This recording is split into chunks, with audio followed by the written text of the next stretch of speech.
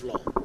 You see chairman, CEO, director's office, and some supporting admin office. You see. So you realize that then we'll have so much surplus space at commercial center. So we can expand, the commercial activities there. And remember that we'll have so much office space like Pullman as well. Where indeed most of the activities will be happening. Invariably. Because here is more like, a point to connect to the city and activities that, but the real football operations, Bobbyman. So there will be so much space. So this is really forward-looking. And as I said earlier, at one time we thought we can have a rooftop, okay, like above this rooftop, and a roof further above, which would be like have a helipad. When you are going to Bobbyman, you don't have to go through all the traffic. For example, when we have visitors from abroad, we keep a small helicopter there, fly you to Bobbyman and back. Like delegation from Cincinnati. Delegation from Cincinnati. You don't have to go through all the traffic. We have our meetings. At our meeting, just go up there, and then Bobbyman, and then back. You see, it's also good for brand building, image building, that will enhance our commercial value and make it more attractive to sponsors. You see what I'm saying? At the end of the day, you cannot divorce the technical bit from the commercial bit. They are inseparable. They are like twins. They have to work together. You see, but without the resources, you can't support the technical. You get me? If you look at the payroll of the likes of Sundowns, there are some players who earn almost $40,000 a month. You see what I'm saying? You can't continue to pay on average $1,000, $1,500 a month and expect to compete with those who are paying $40,000 a month. So we need to enhance the commercial aspect. Extremely important. Mm-hmm. If we are not happy about what happened in Cote d'Ivoire, then we should appreciate what we are doing here. If we are not happy about what happened in Cote d'Ivoire, the more reason we should appreciate what HAS is doing. You see what I'm saying? Invest in infrastructure.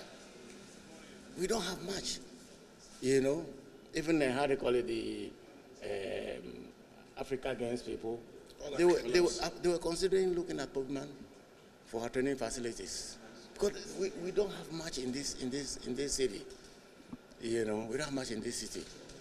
You see, and our new coach, who's been all over, extremely appreciative of Pokemon. He's been at Steve Mazembe. He's been at WAC. Okay, Congo. He's been in Congo, he's been in Haiti and all of that. He appreciates. Not many of the clubs he has worked with have anything close to Pokemon. They said even, video shot it and passed around some of these colleagues and they were all very appreciative. You see, yeah. So this is all very much forward looking, laying the foundation for future development.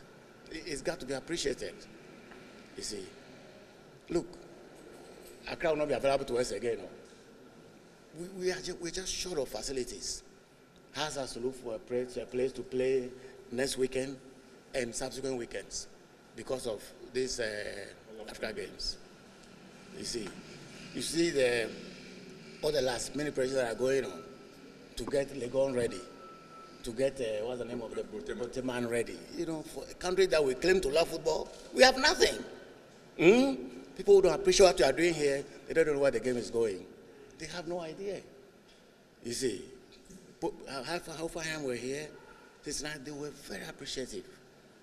You see what I'm saying? But, people like Montari, very appreciative. He's been all over the place.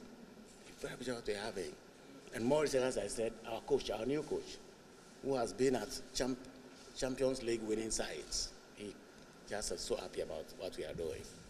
So we'll get this done within the next 2 weeks. Then we focus on getting Pokemon also ready. Hopefully, another 1 to 2 months at most. Some of the contracts have let us down, Yeah, unlike these guys who truly have worked to schedule.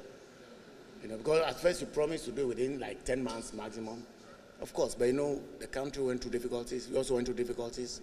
Funding these things during COVID, it's not a child's play. And during a debt crisis, it's not a child's play. Very, very tough. You see, very, very tough. We could have finished probably, a little bit earlier, you see. But we haven't done too bad.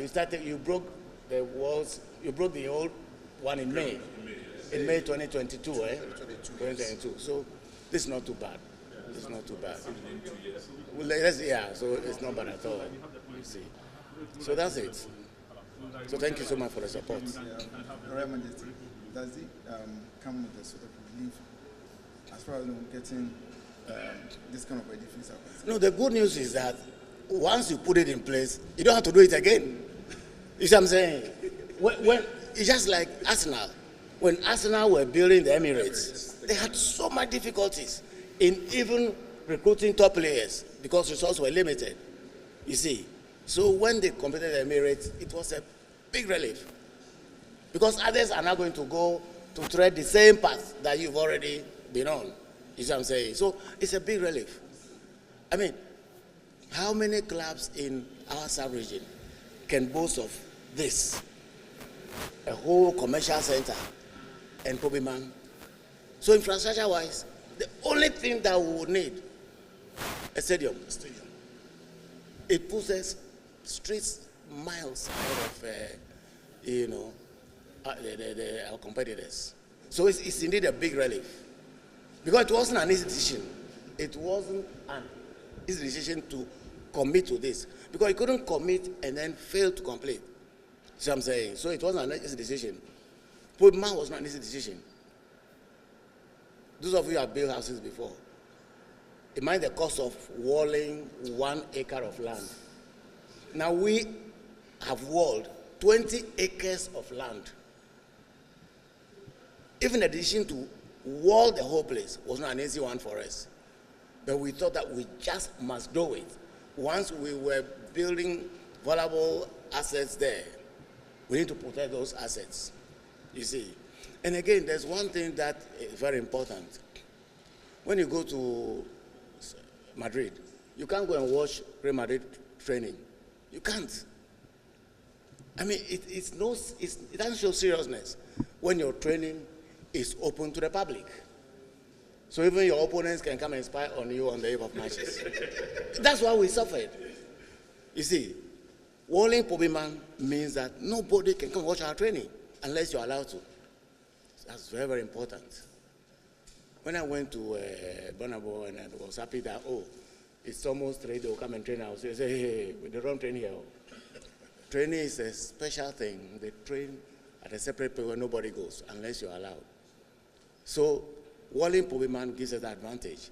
Now we can almost be training like behind closed doors. And on special days that the coach says, hey, journalists come, fans come, then of course it's open to the fans journalists. You see, a lot have been taken into consideration in doing everything that we are doing by way of infrastructure. The only thing left after maybe another 2 months at Pobiman will be the hotel that we have to build, and the stands around the mini stadium. Aside those, the only other thing left has us to do stadium. It puts the streets ahead of many of the teams. Our coach said even in North Africa, maybe 1 or 2 clubs may have what we are having at Pobiman. You see, so I think this is a big relief. It means in future we don't have to think about these things. When others are thinking, fancy until recently, we hop from place to place looking for a place to train. When we found one, the bus had to leave maybe 5 hours ahead and pick people from all over.